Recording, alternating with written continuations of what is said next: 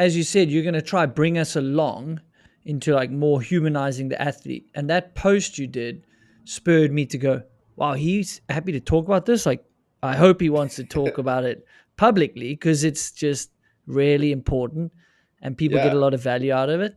And some of the best reactions to the pod have been people going through some real shit. Soderstrom Yeah. back like in my first year of doing the podcast, spoke really rawly about what he's going through, and people resonated with it. Other athletes, people like, holy cow! But that thing got an crazy amount of comments. Like Salema was commenting on it. Like I don't know if you turned the comments off because I went to relook at it, but like when I first saw it, it was like popping off, right? Yeah. You know, and No, it like was, you did a raw post and it went more viral than one of your yeah. craziest tricks. You know, like how ironic is that? Yeah.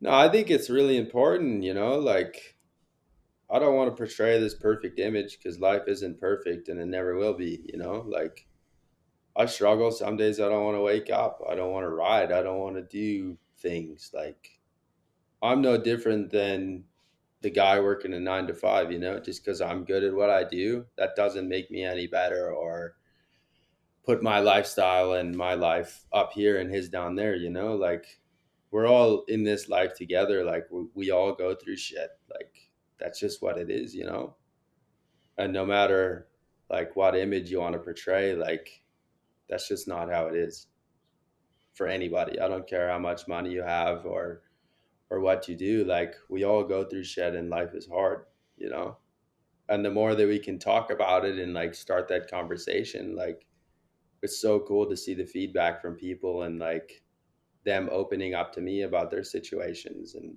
things that they've been through, and just being able to talk through that is so powerful. Did you have a lot of people reach out, like athletes or friends or randoms? Like, did you like some direct messages that you were like surprised about?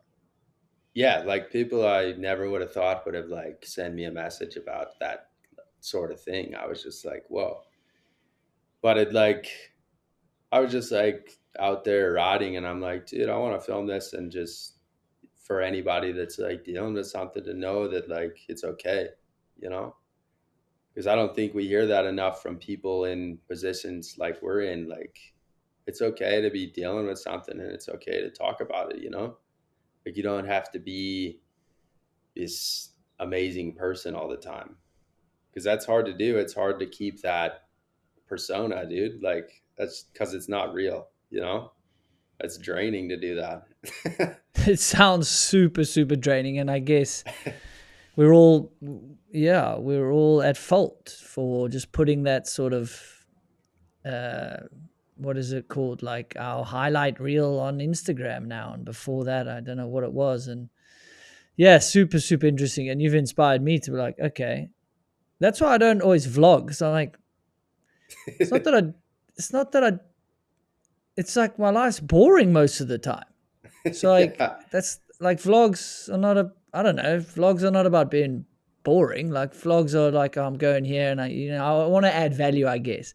I like yeah, sometimes I'm just having a day where I don't feel like going riding, or it's tough, or I got to do a bunch of admin. Like you say, oh, people just see the highlights reel. Like behind your sick edits, behind Rampage is like graft. There's organizing, there's sponsors, there's calls, there's emails. Like there's a lot of boring shit that goes in even to be a bike rider, right? yeah. No, it's just What like days of digging and yeah, all the stuff that's involved that people don't see behind the scenes, Like there's so much more to the story, but it's just never shared.